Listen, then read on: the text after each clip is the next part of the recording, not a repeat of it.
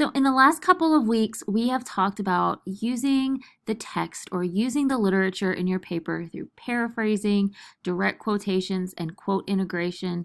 And we've talked about developing thesis statements for your literary analysis. So this week, we'll discuss putting all of those things together by discussing the elements that need to be included in your analysis of "And Then There Were None."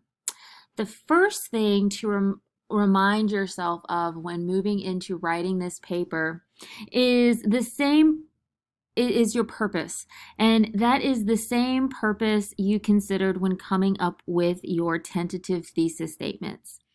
Your purpose is to closely examine the literary text, to understand its messages, interpret its meanings, appreciate the techniques, or understand historical or social context. So you guys remember that, you know that, you've thought about that when coming up with your tentative thesis statements. But before moving on, I want to discuss again the difference between plot summary and analysis, because the purpose of this text is to analyze, not summarize. These distinctions, the distinctions between plot summary and analysis, are important to keep in mind while writing this essay.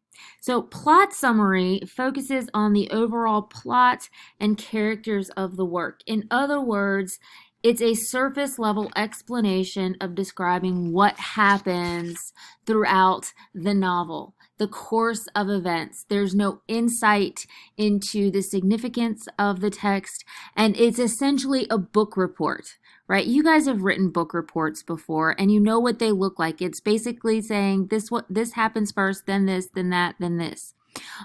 A literary analysis, on the other hand, takes evidence from the text and discusses the implications.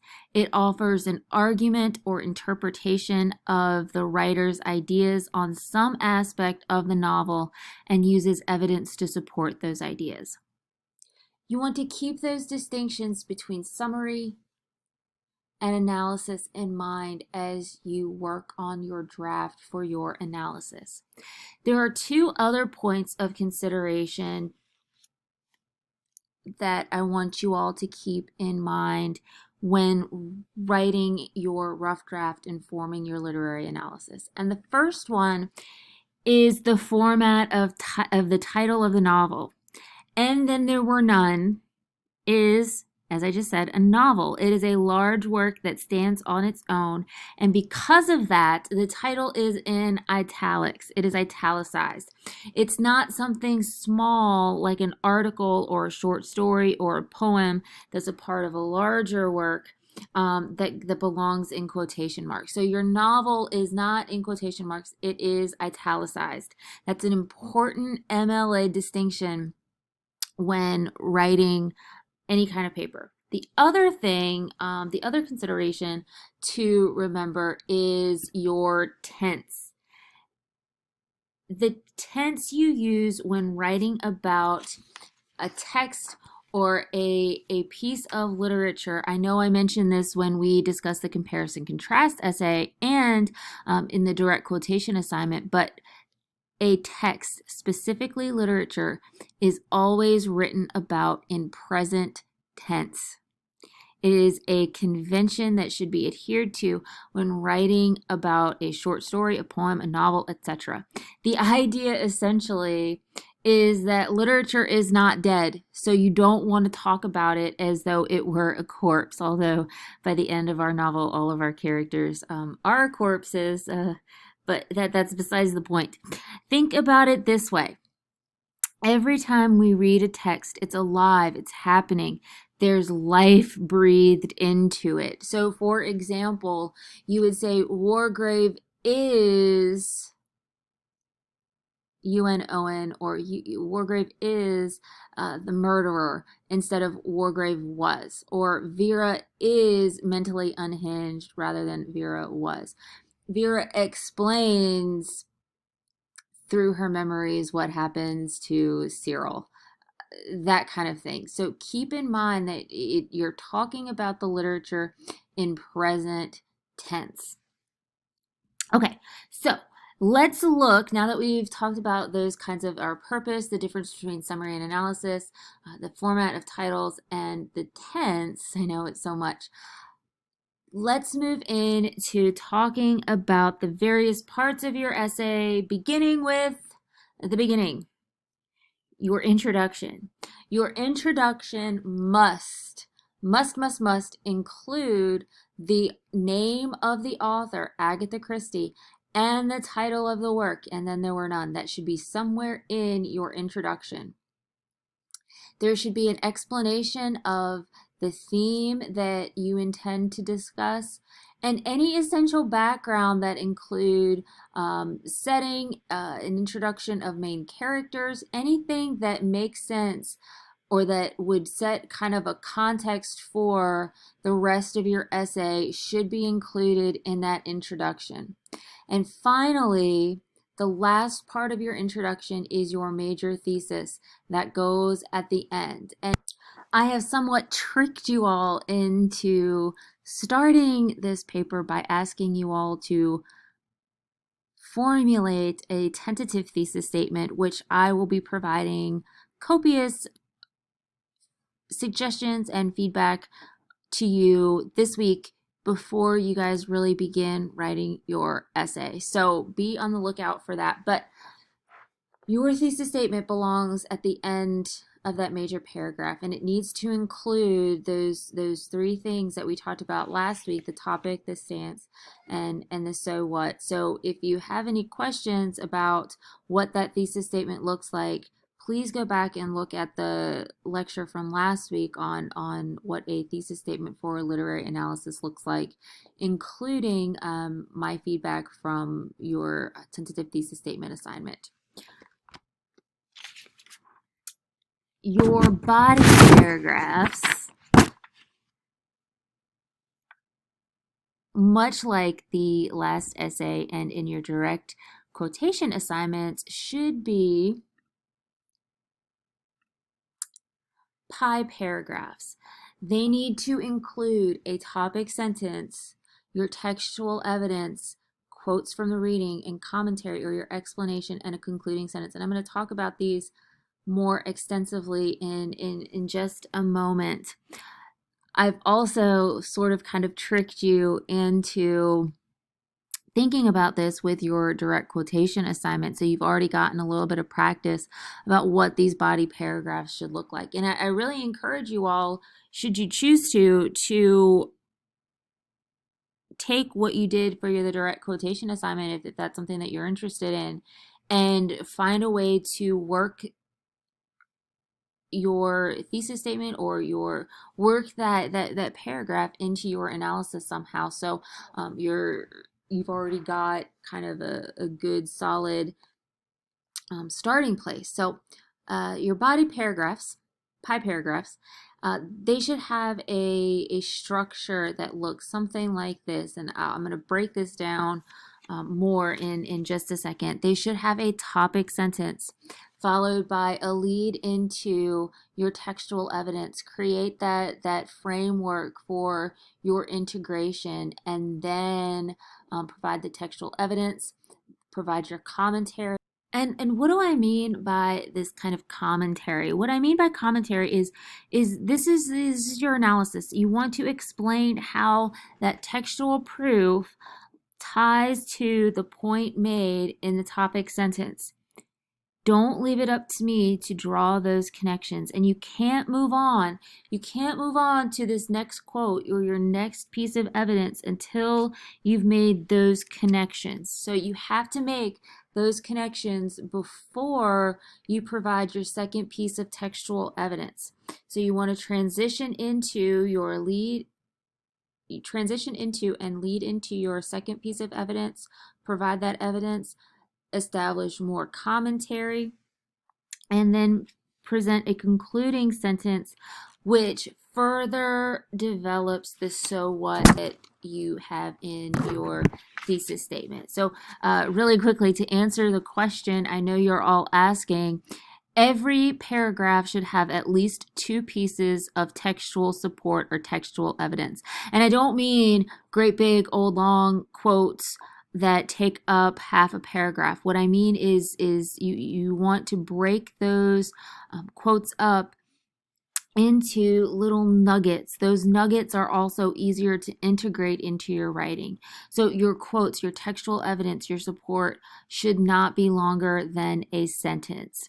So I want to break this structure down a little further and talk about each of these components individually to add a little bit of clarity. So let's begin with talking about your topic sentence. And topic sentences are going to connect in some way to your major thesis statement.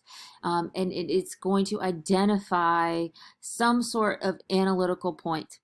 It is not a direct quotation. So please do not include direct quotations into your topic sentences because it is your point. You want the first word.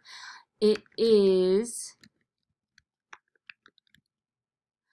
analytical. It has some sort of analytical, arguable point that you mean to develop throughout the body of the paragraph. It's not plot related, and it's what I mean by plot related is it's not something that is vague or merely tells me about something that's obvious.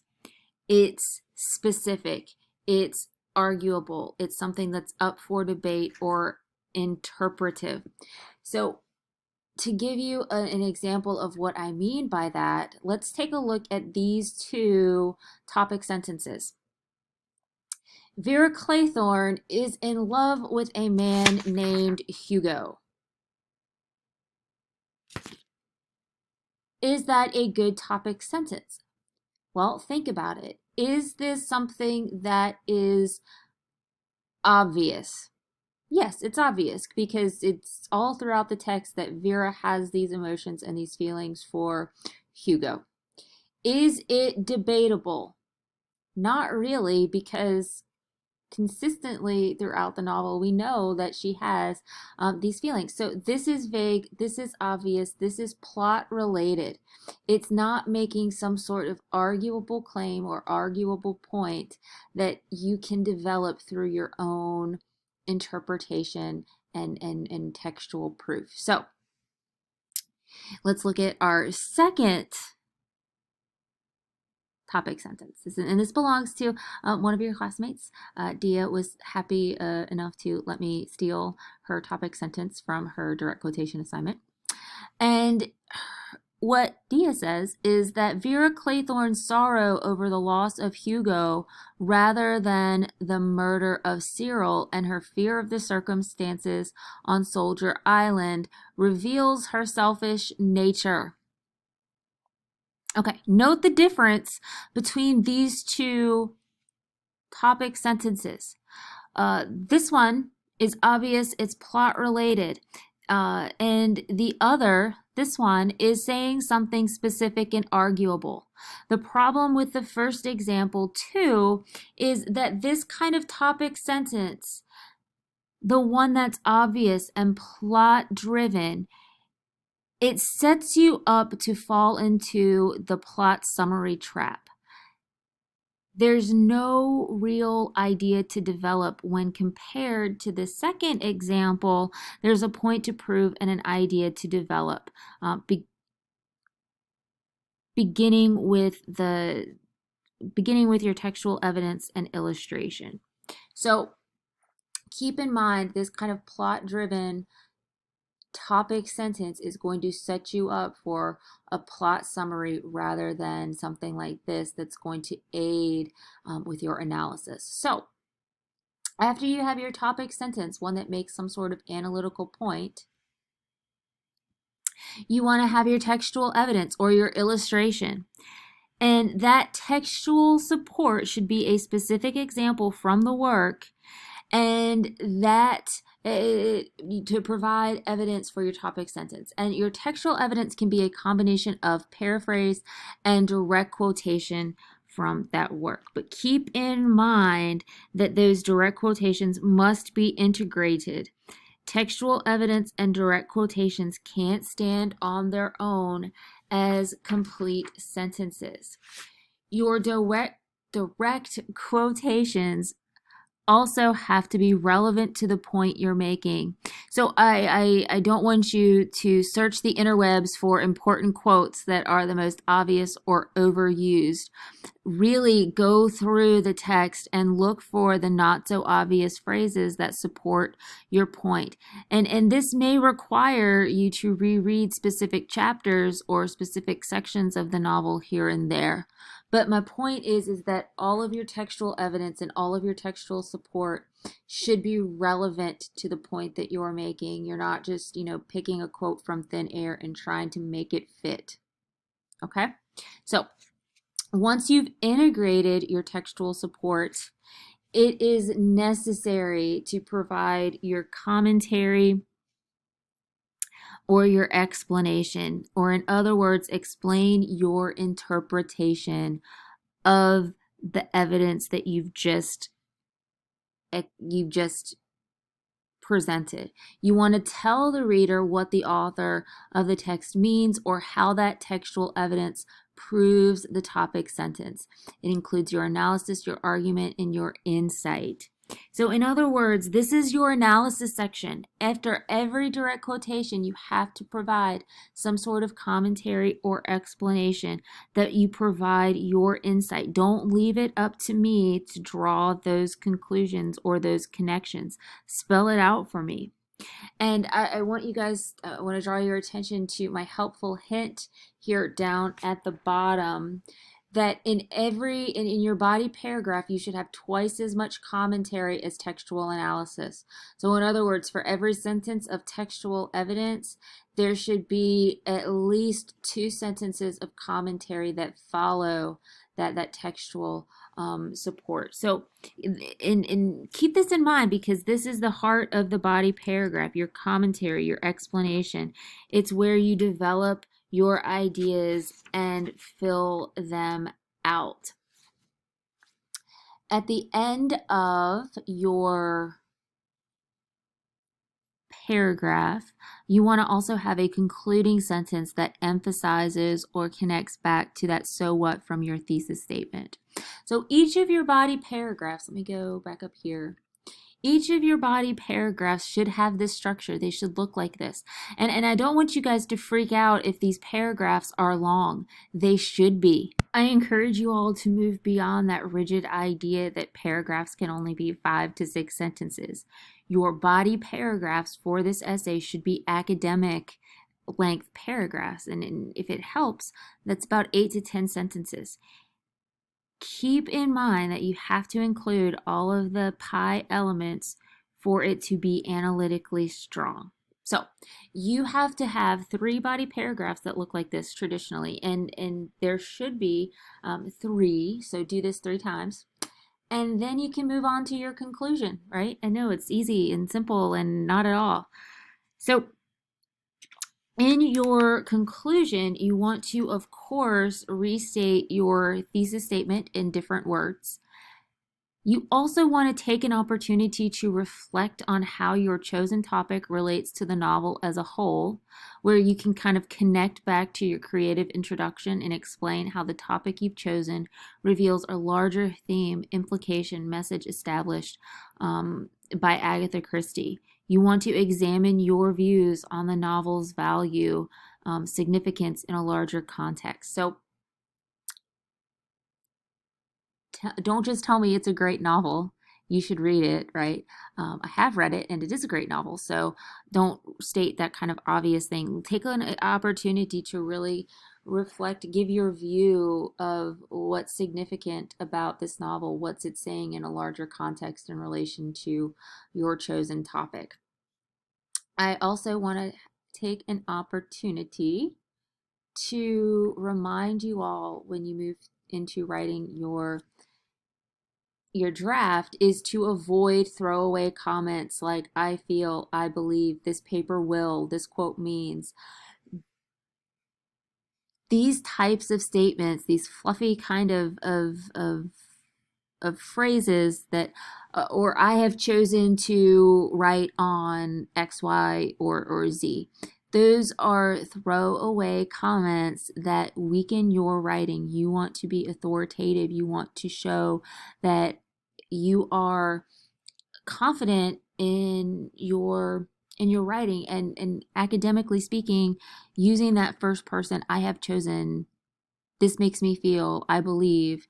However, writing the way that you talk, it weakens your authority and makes it so that your comments are easily dismissed. So avoid these types of phrases at all costs. I know I mentioned it when we talked about your comparison contrast analysis, and I did mention just a number of you all things of that nature when looking at your direct quotation assignment. So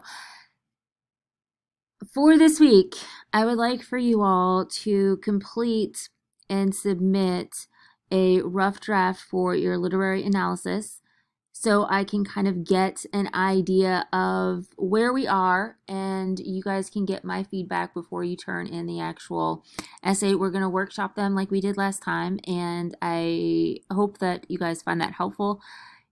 If not, let me know, and I'll make it optional or something. But I really think that having you guys complete a rough draft is more helpful than not, because it gives you the feedback to get a stronger sense of where you're going, and a better chance. It optimizes your chances of getting a better grade on the final draft. So I have provided also an outline in Canvas for you all for your literary analysis. So please use it if you would like. If you don't, that's okay, but it is there should you choose to use it. And please, please, please do not hesitate to reach out if you have any questions or concerns, or if there's anything that I can do to help you when writing your rough draft. Come to my office hours, send me an email, give me a phone call. I will be happy to help you in any way that I can. So I'm looking forward to seeing what you guys come up with and grading your rough drafts.